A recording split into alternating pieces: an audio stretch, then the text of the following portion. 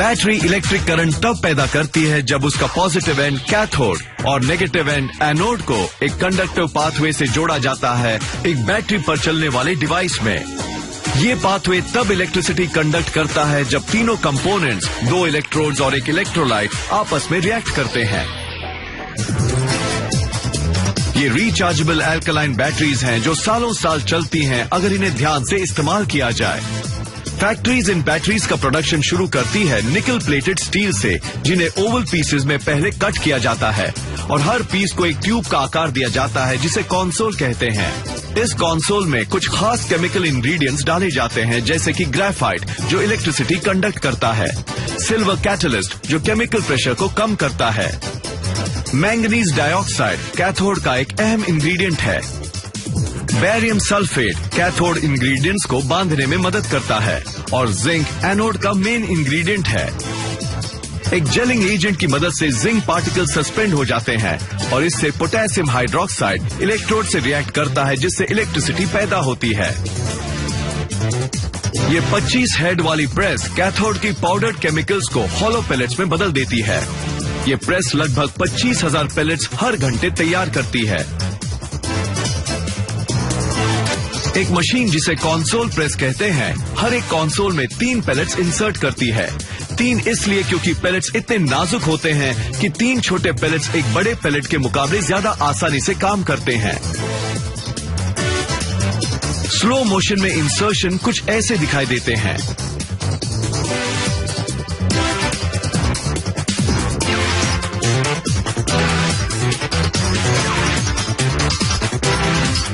अगली machine console के एक तरफ रिज बनाती है जिससे वो सील हो जाता है।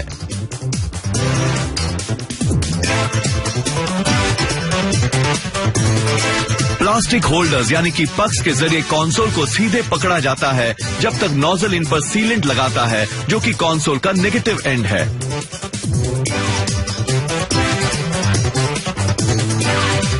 फिर एक पेपर रोल को छोटे छोटे स्ट्रिप्स में कट किया जाता है जिन्हें सेपरेटर्स कहते हैं।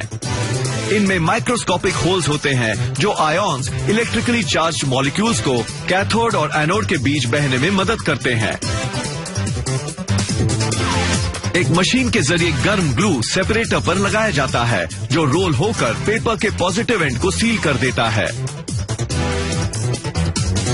ग्लू अगले मिनट ही ठंडा होकर सख्त हो जाता है जब तक कि कंसोल कन्वेयर के दूसरे एंड तक पहुंच जाता है। अगली machine potassium hydroxide solution inject करती है जो कि एक इलेक्ट्रोलाइट है। इसे लगभग 9 मिनट लगते हैं सेपरेटर लाइन से होते हुए कैथोड पैलेट्स तक पहुंचने के लिए।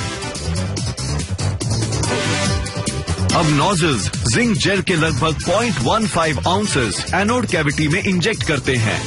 जेल का सिर्फ 2/3 हिस्सा जिंक होता है, बाकी का 1/3 कंपनी का टॉप ट्रेड सीक्रेट केमिकल है जिसकी वजह से ये बैटरीज रिचार्ज होती हैं। जिंक की वजह से जेल को सिल्वर या ग्रे कलर मिलता है।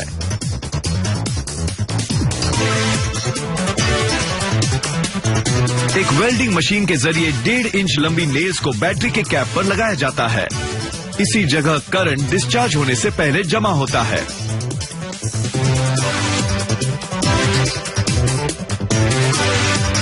प्रोसेस कंप्लीट हो जाने पर मशीन इस कैप को बाहर निकाल देती है और दूसरी मशीन इसे बैटरी के नेगेटिव एंड से लगा देती है। कैप में लगा एक सेफ्टी फीचर रिचार्जेबल बैटरीज को हाई प्रेशर से सुरक्षित रखता है, लेकिन गर्मी या पावर की वजह से प्रेशर बहुत बढ़ जाए तो एक छोटा सा वेंट उसे फटने नहीं देता। मशीन सारे कंटेंट्स के साथ कंसोल के ढक्कन को बंद कर देती है। एक रोटेटिंग 3 हेड क्रिम्पिंग मशीन तैयार हो गई बैटरीज पर एक रिज बना देती है जिससे लीकेज का डर नहीं रहता है।